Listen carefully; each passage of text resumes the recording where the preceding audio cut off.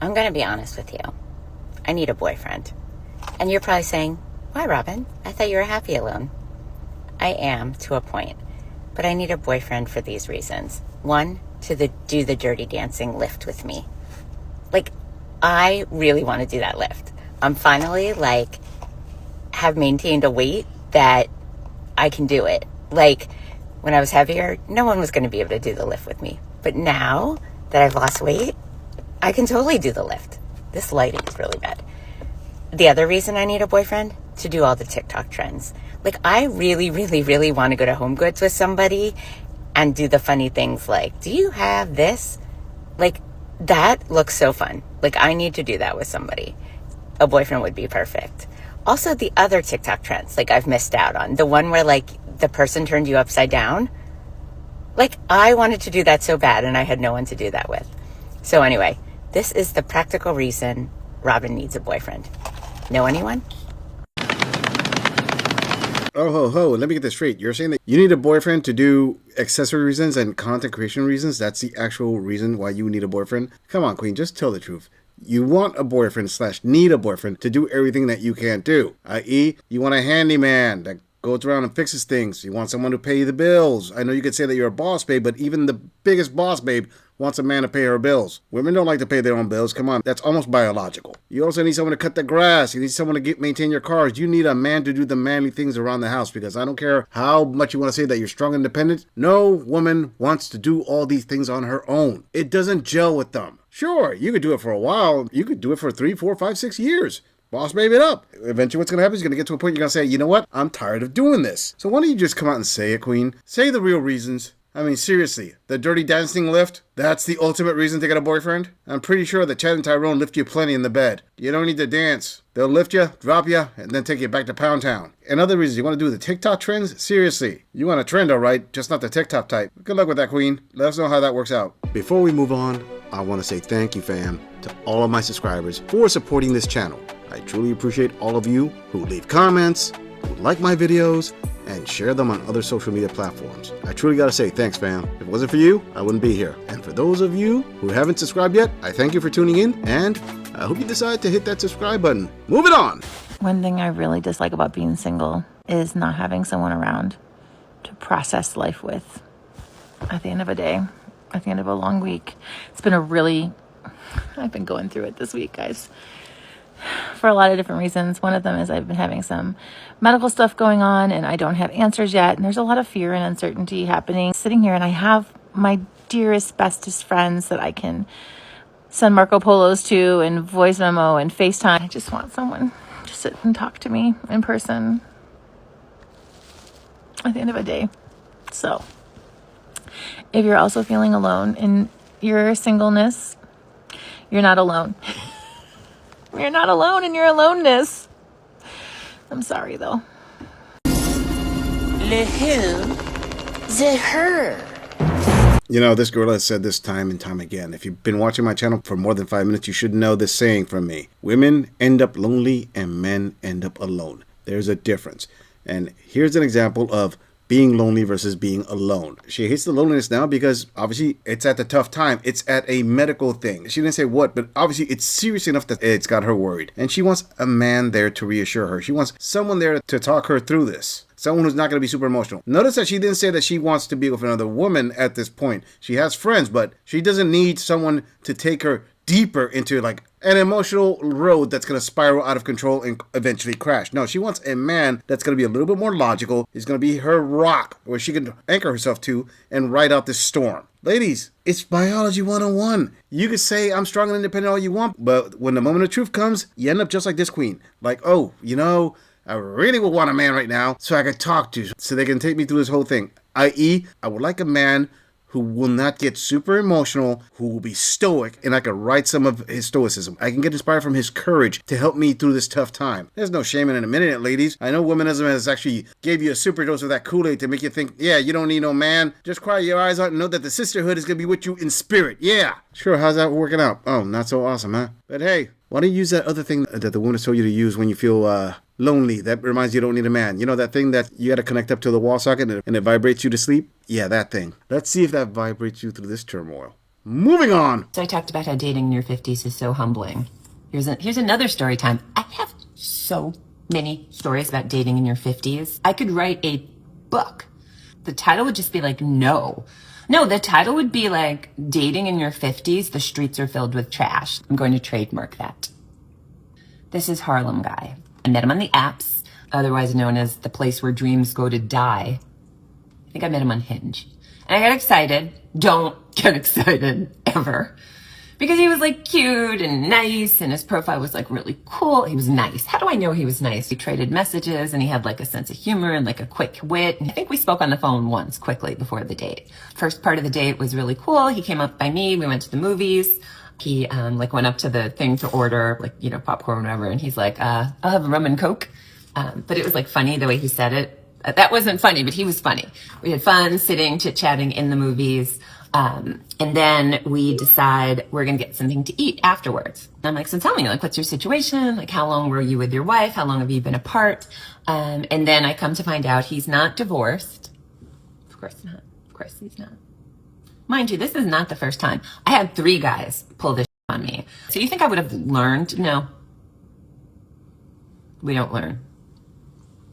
Tell me, like, what's your living situation? Like, you live by yourself? Like, tell me. And he's like, I live with my wife. What are you talking about? What wife is this of whom you speak? Well, we're separated. Okay. What do you mean? How long have you been separated for? Well, we've been separated for a year. Okay, but you still live together? Yes, with our daughter. With your daughter and my mother-in-law. What are you talking about? How big is your apartment? It's 1 bedroom. Where do you sleep? I sleep on the sofa. I hate you. How would this work? So I couldn't like come over and hang out. And he's like, well, no, you know what? We'd go out. Where would we go? Would we go like in your neighborhood? Like, would we go to like one of these spots in Harlem? Well, not everybody knows. Some of our friends know, but like not everybody really knows. Does your wife know? Go away. Or actually pay the check and go away. Obviously, this was a one-hit wonder. 1 date, one and done. And it sucks because this was like he was a cool, fun guy. He texts me a bunch afterwards and I'm like, no, we're not going to, I'm not going to see you again. No. And he texts me like maybe like a year ago. I still think of you, I'd love to take you out again. And I said, I'm never going out with you. I said, you're still with your wife. He said, you didn't tell me. He's like, well, no, I did tell you. I told you on the date. No. Get off the apps. Never text me again and leave us all alone so we could be in peace. Leave us alone. I think you have to like ask them 10 times. It's like a negotiation technique. Sometimes you have to ask the same question multiple times. I'm in sales. Actually, here's what we're going to do. I'm going to do discovery questions. Are you divorced? Well, okay, tell me more. Well, we're separated. Tell me more about your separation. Well, she doesn't know. I don't know. I hate it here. She's going to sink, Captain. But she can't sink. She's unsinkable. She can't float. All right, Queen, let this gorilla get this straight. You are actually telling me and everybody on the internet, everybody on the TikToks, and through my channel, YouTube as well, that you are dating in your 50s and you're shocked that men that are dating in their 50s are still married? No, that can't possibly be happening. I mean, we all know women who are single again, i.e. through divorce and taking your ex-husband through the joys of family court, you end up single again. Obviously, the market has got to be filled with like the top tier choices. We're talking about prime beef for you. Grade A meat. The guy has got to be completely divorced, kept most of his money, kept most of his resources, and he's waiting just for you to come along and to offer you the keys to the kingdom. Oh, here you go, Queen. Here's every penny. Here's my house. Here are my vehicles. Here are my cars. Oh, no. So you're saying that men in their 50s dating actually have situationships? Huh. Go figure. Because, women in their 50s dating don't ever have situationships. I love the fact that after you went on a date with the guy, you didn't walk out right there when you found out he was married. In fact, you stayed until you were able to tell him, go pay the check. Sure, you got a free dinner out of it. Oh my, you are such the victim. Listen, Queen, let me tell you something. You ever heard the phrase, beggars can't be choosers? Well, a woman in her 50s dating, believe it or not, when it comes to the schmuctual marketplace, you are in the beggar category, not the chooser category. I know you believe you're in the chooser category. I know you like to think that you deserve this, deserve that. I know you like to say, hey, I'm not going to settle for any of these dusty men anymore. Guess what? In that dating market, you're the dusty. You're the dusty woman that these men have to settle for. Yes, that guy may have been in a unique situation, but something tells this gorilla that you have been finding more and more difficult dating situations since you're dating in your 50s. I mean, let's face it, Queen, exactly what you were expecting. Like freaking Prince Charming? Why in the hell do you old broads always think that things are like a Disney film with all of you? No, that's not! You're not gonna find a 50-year-old Gaston out there. Well, let me set that back. If you do find a 50-year-old Gaston out there, well, he's going to want to do to you what, like he does to every other trophy he finds out there. He's going to want to mount you. And don't worry, he'll be Gaston, and he'll introduce you to his beast. But it's not like you queens don't enjoy that stuff, because you really do. Let me just be straight. There is a reason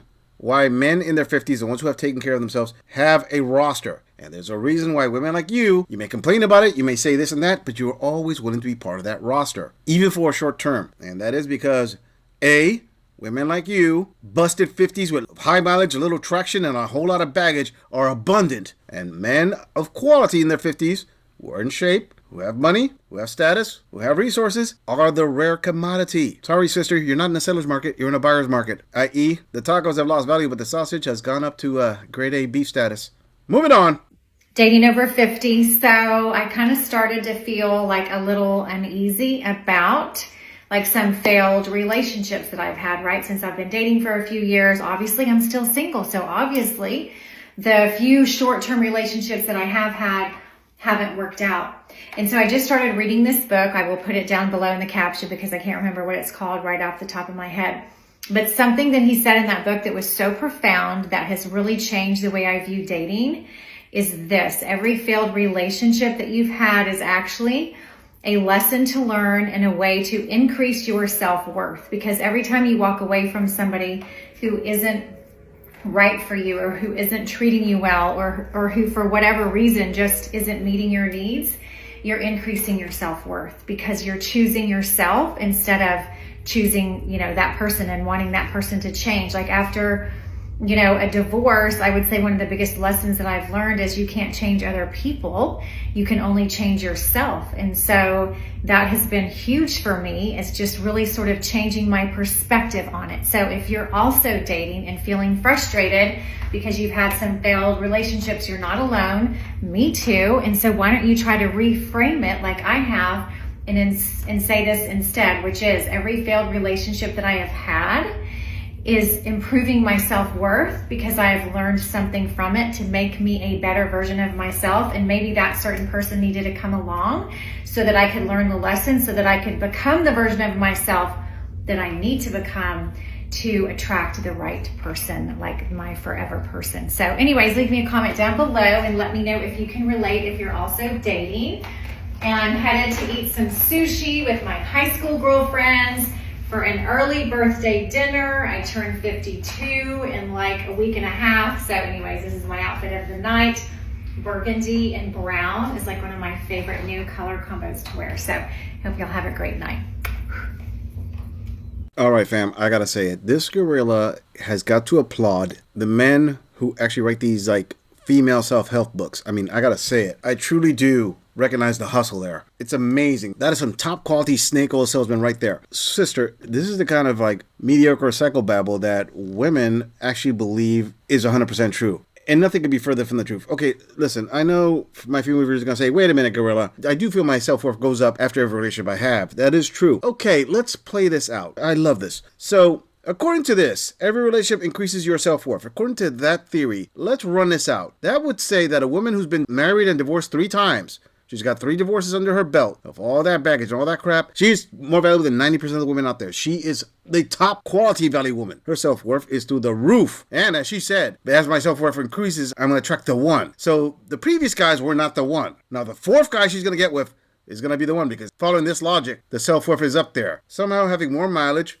more bodies, less traction, more age, and enough baggage to fill up JFK Airport translates to the Jeff Bezos of women, somehow. Or possibly, let's consider the other theory. What if the more relationships you're in, the more jaded you get, which is why every time you get into a new relationship, it doesn't really last as long as your previous relationships, because you're bringing a lot of baggage that you had previously. And men who see these women who have been with a lot of guys, they don't want to handle that. I mean, I know you femme fatales like to say, oh, guys are perfect because they want to go with younger women, but could it be possible? I mean, the likelihood that, oh, I don't know, the more relationships you have, like the less of an agreeable person you are, because Out of every relationship that you've had, the common denominator would be you there, Chloe. Now that's a lot of damage! I'm just saying, if you enjoy this audit, click on the video in the end screen for more content. If you would like to support the channel, please follow the link in the description to donate to our beer fund, or like, subscribe, and share this video on other social media platforms. If you agree or disagree with anything about this audit,